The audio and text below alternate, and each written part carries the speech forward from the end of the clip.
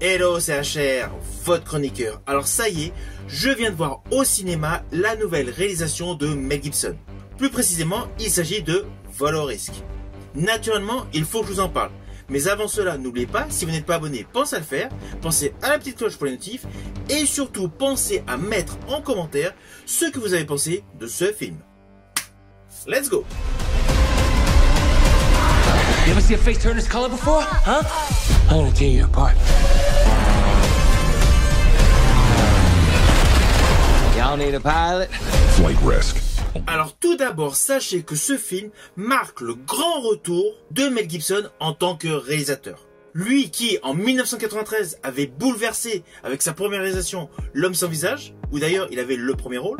Il avait totalement innové après, en 1995, avec le fabuleux Braveheart, suivi de La Passion du Christ, succès planétaire en 2004. 2 ans après, il avait fait un autre film assez particulier, assez sanglant, Apocalypto, pour faire une interruption de 10 ans en tant que réalisateur, avant de revenir avec Tu ne tueras point. Film bouleversant.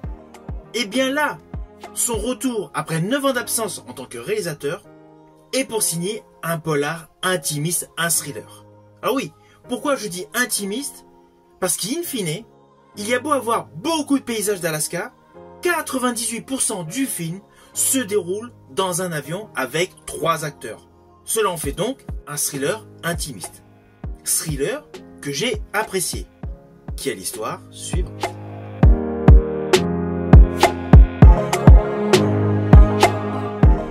Alors l'histoire de ce film, sur le fond, est assez simple.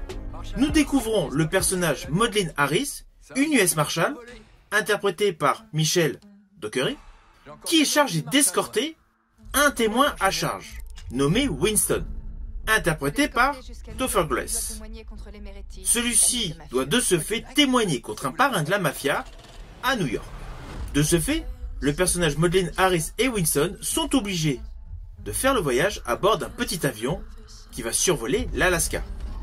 C'est là qu'ils découvrent le pilote, Daryl Booth, interprété par Mark Wahlberg, qui assez rapidement dévoile sa vraie nature, c'est-à-dire un dangereux psychopathe tueur à gages. Alors ne vous inquiétez pas, je n'irai pas plus loin sur les lignes scénaristiques de ce film, vous me connaissez, je ne spoil pas. Là, ce que je vous ai dit, vous le savez d'après la bande-annonce. À la différence, c'est que le début du film présente l'arrestation du personnage Winston. Mais c'est assez fugace, c'est assez rapide, avec une scène cocasse, avec un animal sauvage. Mais sur la suite des événements, l'histoire est innovante. Alors pourquoi je dis innovante? Car principalement, tous les personnages qui évoluent en dehors de la carlingue de l'avion, on ne les voit pas. Oui, au final, on en voit quelques-uns. Mais principalement, on ne les voit pas. Tout se fait par ondes radio, par message, via téléphone ou radio. De ce fait, on est extrêmement concentré sur le jeu des 3 protagonistes principaux. Alors, sur le fond, Mark Wahlberg est présenté en tête d'affiche de ce film. Oui, il a un rôle extrêmement important. Mais selon moi, le véritable premier rôle de ce film est Michelle Dockery, qui interprète l'US Marshal. Elle porte totalement le film. Film qui est selon moi génial. Certes, ce n'est pas le grand thriller, mais c'est un bon divertissement qui respecte son cahier des charges. Avec l'atout Mark Wahlberg. Car si Mark Wahlberg n'est pas en fait le premier rôle de ce film, il en reste un rôle important. Dans ce film, vous allez le voir comme vous ne l'avez jamais vu. C'est un psychopathe, un tueur à gages. Dans la carlingue à moitié déglinguée, qui ne possède aucun confort, il fait des trucs de fou. Je pense principalement à une séquence avec les menottes. C'est stressant, c'est flippant, et je rajouterais même que ses mimiques s'apparentent à celles de De Niro dans Cape Fear. Dans ce film, Mark Wahlberg a une véritable posture de psychopathe. Et sincèrement, il le fait bien.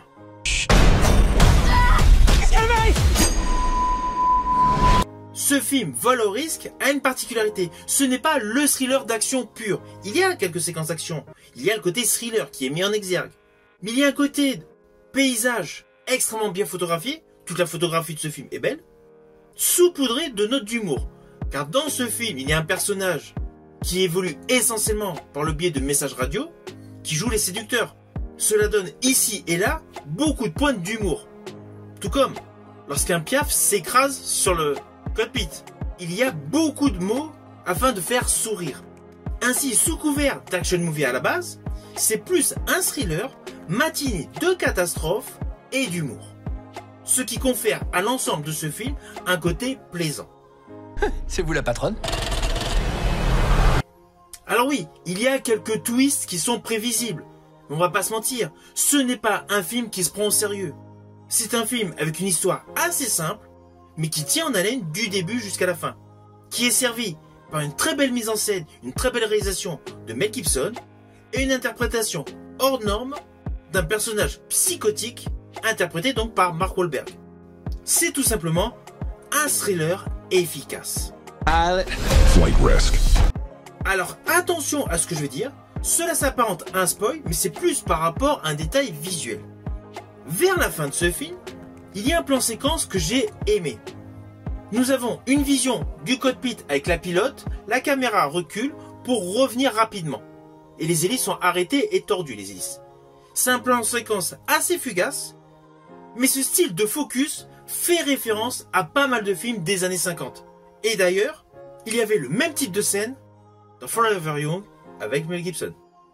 Vous voyez, ce n'était pas un spoil de folie. Remontez! Besoin d'un pilote? Alors au final, c'est un film que je vous invite à découvrir au cinéma. C'est un film assez simpliste, mais l'histoire est intéressante et le rythme est soutenu. Et je rajouterais même que la particularité de ce film démontre que Mel Gibson a un registre très varié en tant que réalisateur, ce qui complète largement sa filmographie en tant qu'acteur qui est extrêmement diversifiée. Si vous avez aimé ma vidéo, n'oubliez pas, petit pouce vers le haut, pensez au partage, mais surtout, pensez à mettre en commentaire ce que vous avez pensé de ce film. Je vous dis à bientôt pour une prochaine vidéo.